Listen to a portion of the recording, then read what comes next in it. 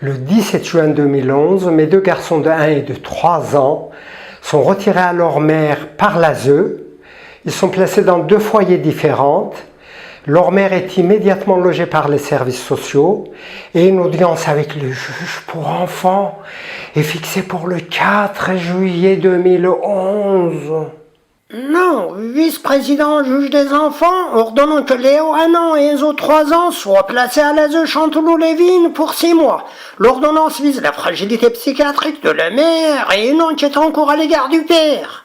Disons que les parents bénéficient d'un droit de visite médiatisé. Youpi, je vais voir mes garçons, je leur amène des fruits de notre jardin.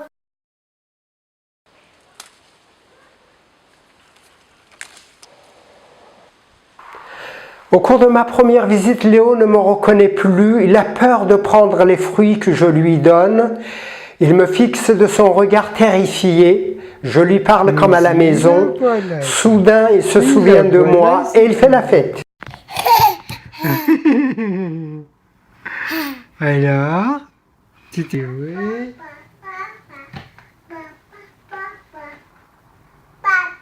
Papa, il est pour la tête.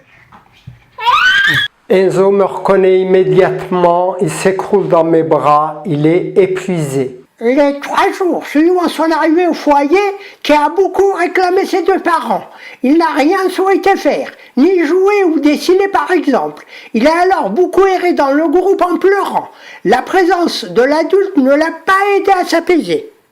Au cours de mes 1 heure de visite à mes enfants, ils retrouvent une partie de la joie et de l'innocence de leur enfance. C'est parti pour la musique. Appuie doucement et...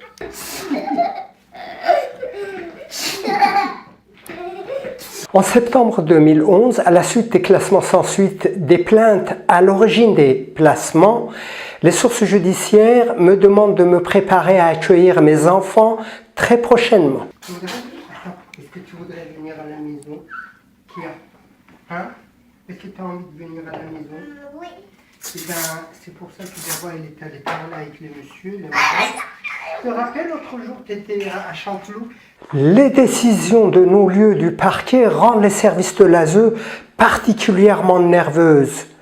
Les référents de l'ASE se montrent quasiment sûrs des placements définitifs de mes enfants. Moi, je pense que vous devriez attendre la décision, monsieur Eda. Hein? Vous devriez attendre la décision avant de en parler. Ben, c'est ça, hein, la décision, c'est comme mon avis. Hein. On m'a dit qu'il fallait me préparer de les accueillir. Oui, tout à fait, mais je pense qu'il faut vraiment attendre que ça soit fait, parce que ce sera vraiment une déception si ça ne se fait pas tout de suite pour les enfants. Surtout que là, vous lui en parlez quand même beaucoup. Ben, il n'y a pas de raison. Les gens ne sont pas tombés de dernier pluie, hein, de toute façon. La réalité... Oui, non, mais même si en effet c'est la réalité, mais je pense qu'il faut attendre vraiment que, voilà, avoir la décision finale de l'enquête, et puis après, voilà. Les plannings de visite à mes enfants sont établis par l'ASE sans me concerter. Les plannings sont modifiés régulièrement aux dernières minutes. Les référents chargés de médiatiser mes visites arrivent souvent en retard sans me prévenir. Certaines de mes visites médiatisées sont supprimées aux dernières minutes sans être remplacées. Je suis régulièrement victime des excès de zèle, de la provocation et des calomnies. Je ne comprends pas pourquoi, à la fin des visites, mes enfants me sont retirés avec autant de brutalité, de cruauté et de la provocation. Pourquoi? Chaque enfant placé rapporte plus de 7 500 € par mois à l'ASE. Tu crois qu'ils vont renoncer facilement à plus de 15 000 € par mois que tes enfants rapportent à leur service gardien? Oui, mais enfin, mes enfants de bas âge sont séquestrés, maltraités. Qu'est-ce qu'ils vont devenir plus tard? Les enfants placés, ce n'est pas leur problème. T'as déjà connu un chasseur qui aurait pitié pour ses gibiers? En tout cas, c'est rare. Je vais écrire un rapport au juge pour lui expliquer ce qui se passe à l'ASE. Au cours de ma visite qui a duré 50 minutes, il a fallu arracher les mains de mon fils de ma poitrine de force et de le pousser. Ton rapport ne sera pas lu par le juge pour enfants, mais il sera lu par l'avocat de l'ASE. Ensuite, cet avocat fera un rapport contre toi. Cette fois, le juge pour enfants le lira avec beaucoup de plaisir, car les juges font la promotion des avocats qui leur permet de travailler le moins possible et de se déresponsabiliser face aux décisions qu'ils prennent. Alors, je vais voir le dossier de mes enfants chez le juge pour enfants. Le comportement de Kia s'est dégradé au fil des semaines, sans que nous puissions comprendre ce que Kia veut nous dire.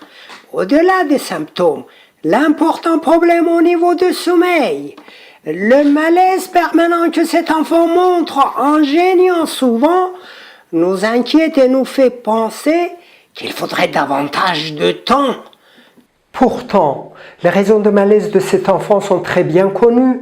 On lui annonce des visites avec moi qu'on supprime aux dernières minutes sans remplacer. Cet enfant de 3 ans reste pendant des longues périodes sans aucune visite, qu'il est infesté des parasites intestinaux du type oxurose sans que personne ne s'en aperçoive avant que je l'ai signalé. Cet enfant se plaint au cours des enquêtes, notamment celui de la police, qu'il est souvent braqué sur un canapé par un éducateur du foyer pour le parquet. Voici 2 photos de l'enfant prises dans la maison juste avant son placement. Le 26 décembre 2011, au terme d'une période de placement de 6 mois, on organise le 2e audience de la juge pour enfants. Cette audience fera l'objet de ma prochaine vidéo. Avant de nous quitter, on va découvrir une des méthodes de l'ASE pour pousser les parents des enfants placés à bout. Pour l'histoire, j'apprends au chef de service de l'ASE que j'ai un rendez-vous pour consulter le dossier de mes enfants au TGI de Versailles. Il fixe un droit de visite pour moi pour le même jour et la même heure. Je lui demande de modifier l'heure ou le jour de mon droit de visite et elle refuse catégoriquement. J'annule mon rendez-vous de consultation du dossier de mes enfants et je me rends au foyer pour voir mon garçon. On m'apprend que mon droit de visite vient d'être supprimé par le chef de service de l'ASE aux dernières minutes. Écoutez ma conversation à ce sujet avec le chef de service de l'ASE. Madame Vigera en ligne, je vais pas pouvoir parler beaucoup avec vous. Dites-moi quel est l'objet de votre appel. J'avais visite avec Ila, j'y suis allé, les gens sont venus m'accueillir à l'entrée en disant qu'on peut pas faire la visite parce que Madame Wiesmann n'est pas venue. Moi j'ai appelé à midi, à peine midi. Elle était partie à son rendez-vous à l'extérieur, Madame Oui, mais... Wiesmann. Elle l'attend pas, elle vous attend pas. Vous Oui, l'avez en ligne à 11h30. Pour lui dire, j'annule, j'ai des rendez-vous cet après-midi. Est-ce qu'on peut le décaler? Madame Wiesmann vous dit que compte tenu de son agenda, elle ne peut pas le décoller à un autre jour. Bon, Et oui, que cette semaine, à Oui. titre tout à fait exceptionnel, Paul Ouais. Parquet ne veut pas prendre en charge cette visite médiatisée. bon, Donc, vous maintenez le fait que vous avez des rendez-vous cet après-midi. Madame Wiesmann en prend acte et après, elle continue ses occupations de la journée. Donc, elle quitte le service pour aller à son rendez-vous à l'extérieur. Donc, comme moi, on m'a appelé à 1h30 pour me dire, à 2h moins le quart, pour me dire que vous aviez confirmé la visite, Madame Wiesmann, elle n'était plus là et en un quart d'heure, elle n'était pas joignable pour se rendre à Paul Parquet, monsieur Edari. oui, mais Madame Viguerard, quand j'ai décroché le téléphone, j'ai rappelé immédiatement et la personne qui était à l'accueil m'a dit elle est au téléphone. Je lui ai laissé le message en disant que il était 11h30 quand vous dites. Je lui ai dit que je vais partir à mon visite à 14h30, j'y serai. Donc c'est important, c'est urgent. Vous l'avez dit à Madame. Oui, mais ça n'a pas été dit parce que Madame Wiesmann, elle était avec moi jusqu'à midi. Elle m'a donné l'information comme quoi c'était annulé et après elle a quitté le service pour aller à un autre rendez-vous. Donc et à midi, moi quand j'ai fait le point avec elle, elle n'avait pas eu l'information. Donc à midi, ça veut dire, vous voulez me dire que c'est la secrétaire qui n'a pas passé le message. Je ne sais pas, monsieur Dari, parce que moi quand on m'a appelé à 2h moins le quart, j'ai regardé le cahier de message, effectivement il y avait un message de votre part. Oui. D'accord. Donc, il y avait un message, donc ils l'ont pas laissé à Madame Wiesmann. Madame Wiesmann ne l'avait pas eu à midi, vu qu'à midi elle est partie à son rendez-vous, lorsqu'on a fait un point. Donc il y a quand même un dysfonctionnement. Pas de dysfonctionnement, monsieur Dari. Vous appelez appelez en annulant, une demi-heure après vous rappelez en disant que c'est OK. Oui, mais Madame Viguerard, je vous dis que je n'ai pas appelé une demi-heure après, mais immédiatement après. Et Bon, c'est moi après. je ne suis pas Voilà. à l'accueil, monsieur Dari. Et- En tout état de cause, à midi, Madame Wiesmann avait toujours pour information que c'était annulé et avait prévu autre chose sur son emploi du temps. Voilà. Et moi, je n'ai pas dit que j'annule parce que je dis que j'ai un rendez-vous pour aller voir le dossier des enfants et que ensuite j'ai rappelé, une fois que j'ai dit ça, j'ai Bon, rappelé. de toute façon, moi je ne peux pas savoir dans l'espace-temps qui a fait quoi, à quel moment et à quelle heure, vu que je suis dans mon bureau et que je sers bien d'autres choses.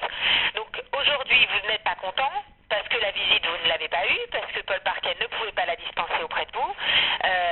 D'où l'importance, monsieur Dari, de rester toujours calé sur le calendrier pour éviter les mécontentements encore une fois. Oui, mais Madame, là, ce n'est pas moi qui Eh bien, c'est pas vous, c'est pas Madame Wiesmann non plus, monsieur Dari. Bon, c'est la Mais secrétaire. initialement, si vous n'aviez pas appelé pour annuler, la visite aurait eu Mais lieu. je n'ai pas annulé, j'ai Vous appelé. avez appelé en disant que ce n'était pas possible, Non, monsieur mais Dari. écoutez, je n'ai pas dit. J'ai rappelé, moi, la secrétaire de juge à Versailles pour lui dire que moi, là, soit je vais voir mon enfant, soit je vais venir vous voir. Est-ce que je peux aller voir mon enfant? Et la greffière m'a dit, bah, c'est plus important d'aller voir votre enfant. J'ai même annulé